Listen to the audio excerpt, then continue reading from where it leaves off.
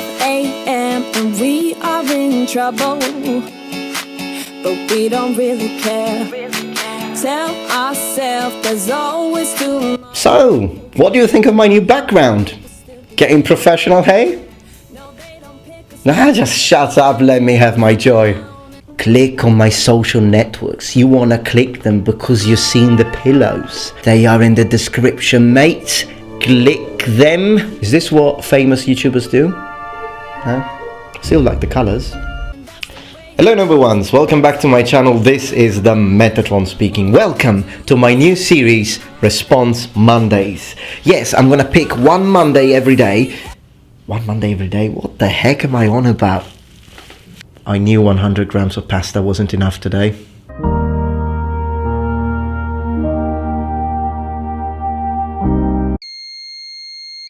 Welcome to Response Monday, a new series where I'm gonna dedicate one Monday each month to respond to people who make response videos to me. To qualify to this series, you don't actually have to have a huge channel, doesn't matter. You might have 1 subscriber, you might have 53 million subscribers, doesn't matter. Could you actually imagine PewDiePie making a response video to me? That could be interesting. If I like the points you bring up and I think that could be interesting to discuss them, you will be featured on this channel. It's also a nice opportunity to be mentioned on a bigger channel, I suppose. Bigger channel. Bigger channel. Now, I like making fun of myself on this one because I'm still not using. My growth has been really fast, really quick. So I still haven't got used to the number of subscribers I have. It's like mind-blowing. So I'm always going to pick 2 to 3 people. Today I've only got 2 because, considering the fact that I'm rather talkative, I'm a very talkative individual, and I think you might have noticed by now. It's like 4 years I've been on YouTube, I think. I'm a rather talkative individual, so I'm not sure how long it will take me to actually respond and discuss these points brought up by these 2 YouTubers. So today it's only going to be 2. Next month might be 3. So if you're interested, you'd like to try, well, just make an interesting response video to me. Of course, make sure to write on the title response video to Metatron, and then whatever title you wish, and also write it on the description so that when I look for these response videos every month, and I'll be looking for these, I'll just write a response video to the Metatron on YouTube, and if I find your video I will definitely watch it, so you will be a candidate to this series. Alright, so we've got 2 guests today. The first one is Jorge, and so the response video comes from the Jorge's Escrime channel. I think that's the title of the channel. You will find a link to this response video in the description below. He was responding to my Olympic fencing video, and my video was talking about the problems that I have with Olympic fencing. So let's get to it. Hey, hello. Well, hello, my fellow swordsmen. Okay, today we're gonna do a response video to the Metatron himself. I'm extremely excited because I'm a really big fan of his content and of him. So Jorge is a really nice lad. He's a Olympic fencing instructor. I think he also practices Yaijutsu, Kendo. I think he practices everything concerning swords. But this is what he had to say about my video and some of the points that I decided to share today. You said in your video that Seiba is like the best weapon of spot fencing if you want to start doing HEMA later. Comparison with the other 2 weapons, Espada and Florete, is the worst. Okay, it's the worst weapon. In Saber, you can do a point just doing this. You can hit with the flat, and they have the priority rule like in Florete. Okay, Jorge, so very interesting video. First of all, thank you very much for making it. I find it interesting when the things that you bring up as far as the saber Olympic fencing is concerned, and why it wouldn't be appropriate, or it would be the worst weapon to practice if you really want to go for HEMA, so just as a HEMA basis. And these are very good points, and I appreciate it, and I have to say that I agree with these points. But and in Florete, you can only trust in the torso, because the small sword, it's like if you trust someone here, it will not kill him. Then later, he trusts you while you are with the weapon there.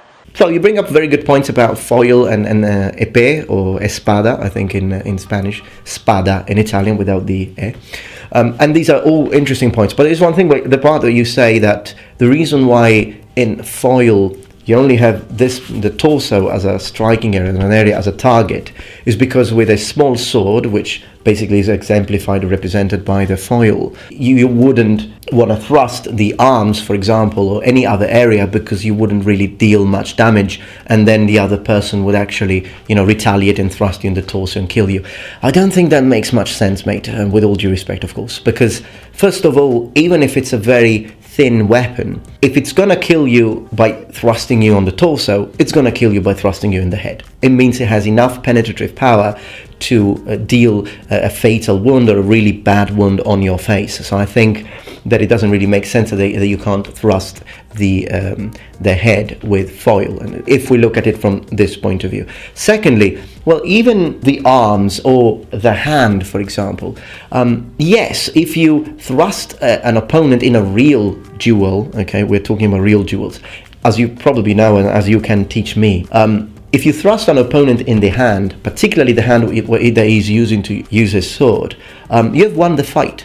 You don't need to kill your opponent to win the fight, because in the very moment that your sword goes through his hand, probably breaking bone, he's not going to be able to use his weapon anymore, so you have won. It's not like you have to thrust a person in the torso to achieve victory. So that was the only point that I would politely disagree with, as far as this foil situation is concerned, foil versus saber. Secondly, there is the part where you talk about the pistol grip. You said that this handle is not realistic.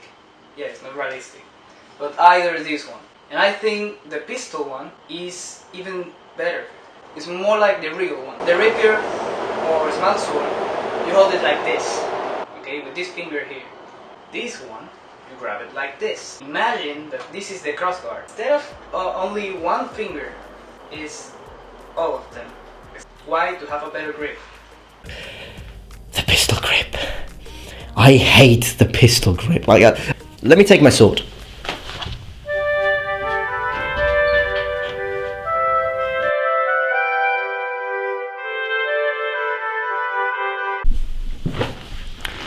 Now, you were talking about the fact that, in my video I say that I find the French grip in fencing to be at least closer or more realistic to closer to a real sword, or the way you would grip a real sword, than the pistol one, because it makes me feel like I'm using a gun blade, from Final Fantasy. And then you point out that you don't agree, and it's interesting you don't agree, but you say that you don't agree because of the fact that you would have this sort of grip particularly in rapiers, for example, and therefore what the pistol grip is simulating is this, which would be a better way of holding the weapon or gripping the weapon, particularly if compared to the way, as you said, French grip is used this way and anything. I can understand the point you're drawing, but I think there is a significant difference between this grip, which I myself like, okay, and I use it on an arming sword as well, given with a little bit of risk. I'll give you that because I don't have a ring here, but I like the extra control of the weapon, so I do like this grip.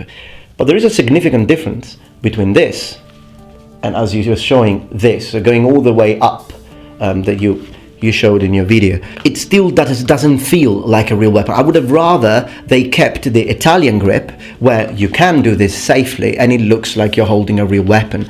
The pistol grip again, it gives me the idea I'm holding a gun. It's different to the idea of, to me, it's different to the idea of holding a real weapon. And that's why I like the French grip, and I don't do what you were showing, which is something they do in Kendo as well, by the way, as you probably know. I don't do this. I never do this.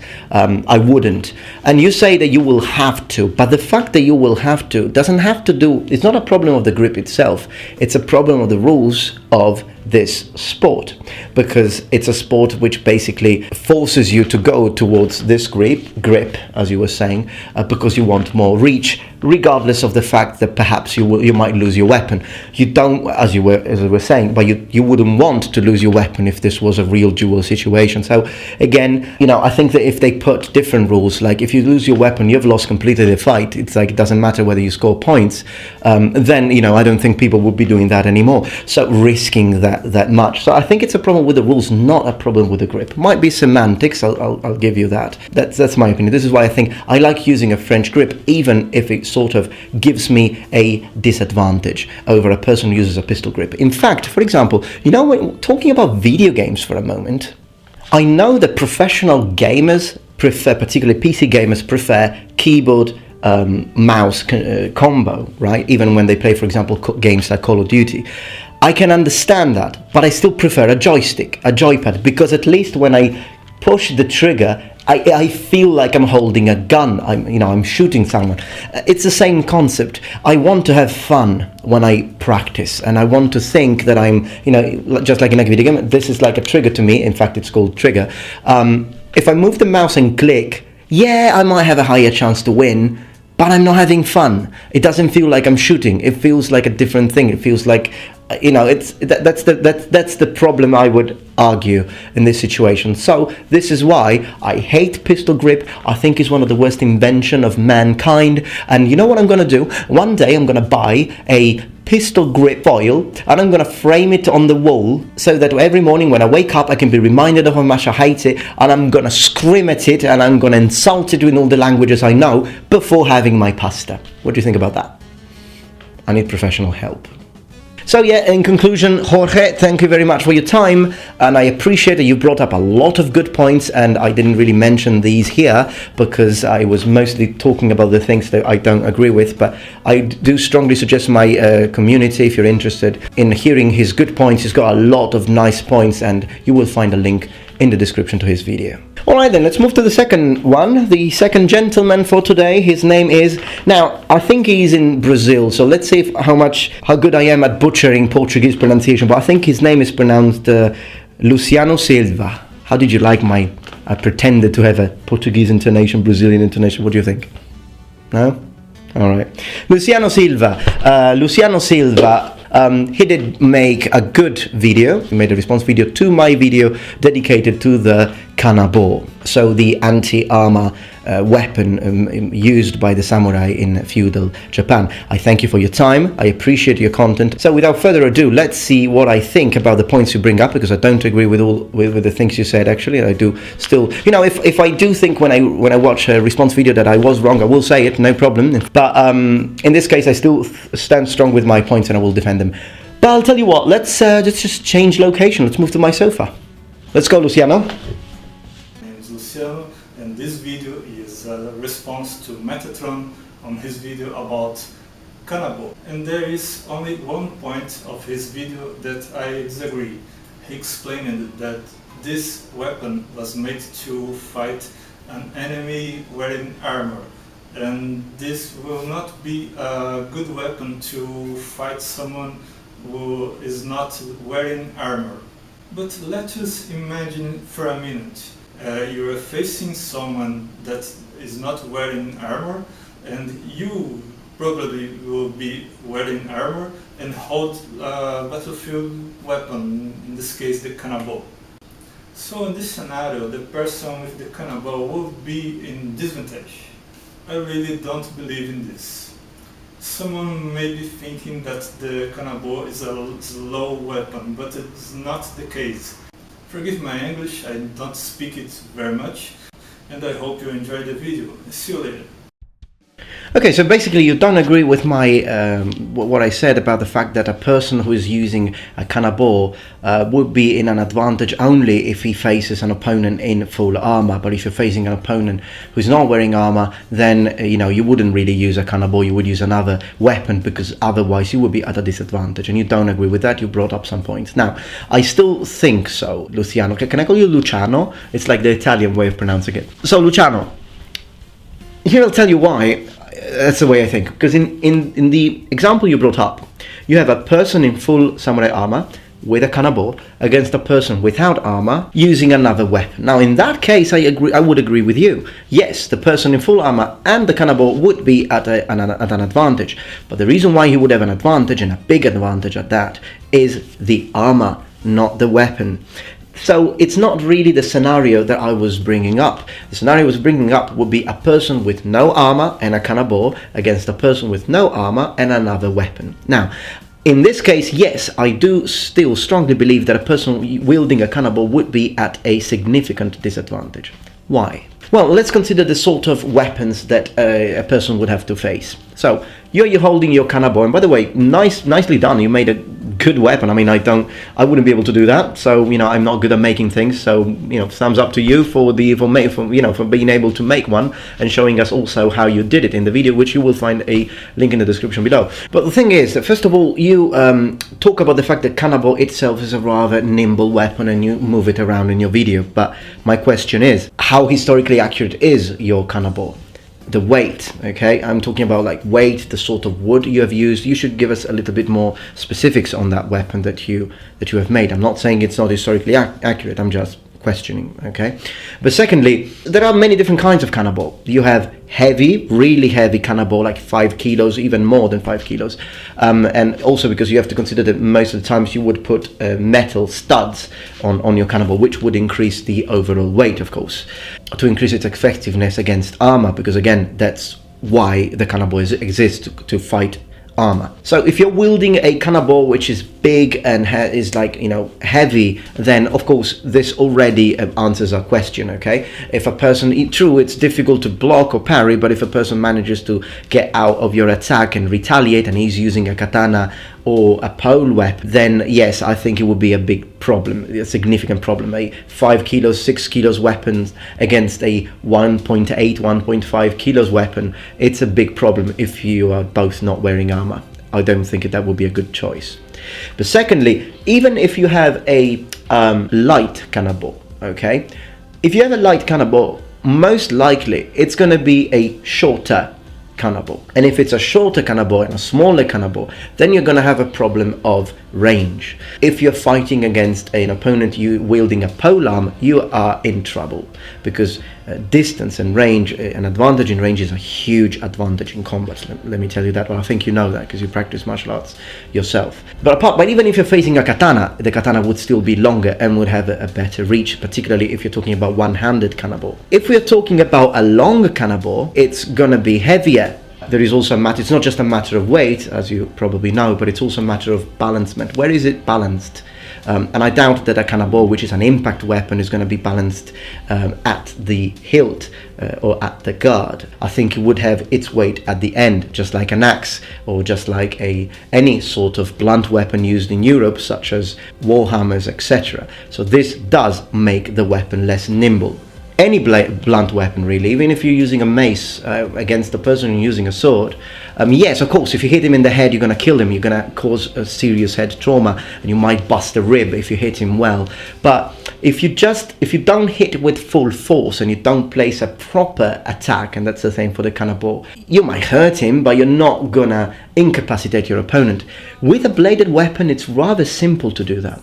And the reason and that's why they were the preferred weapons for duels in Europe, swords. Because when you have a bladed weapon, you just need to slightly cut anywhere. The cut might get infected, you're going to lose blood. It's a completely different kettle of fish. Bladed weapons, you don't need to place a very strong attack, you just need to align your blade properly. And of course, if you cut somewhere in the wrist, or you cut somewhere in the jugular, or even somewhere in the thigh, you know, your opponent might bleed out. It's a lot more dangerous to face a bladed weapon in a duel where there is no armor involved.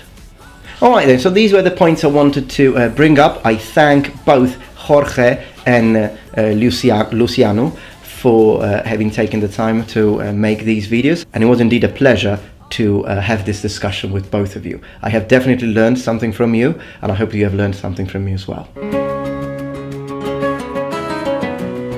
Alright then, everyone, so I hope that you enjoyed this video. If you did, please remember thumbs up and subscribe to my channel for more content from the Metatron. If you like the idea of this series, please let me know. Let me know in the comments below, because of course the content is for you after all, so please let me know if you like this idea. How long was this video? Goodness gracious, I'm talkative. I can't remember this guy actually commenting, and he was like, just get to the point already, you're too talkative, you blah blah blah. And to this man I say, you are right, yeah, I am talkative. How do you even put up with me, noble ones? Gosh, you must have a lot of patience. Yeah, I need to learn to get straight to the point, like, you know. Let's try, get straight to the point. Hello, noble ones. Today I'm going to talk about Jorge and Luciano. Jorge said that the pistol grip is nice and I don't like the pistol grip, but you're cool, Jorge. Luciano, your weapons like katana are better when you duel and you don't have an armor. Thank you very much for watching, and I'll see you tomorrow for my next video. How about that? Thank you for watching, and remember, the Metatron has spread his wings. Goodbye. Check out Instagram. Click it. I bought a pillow. Click it.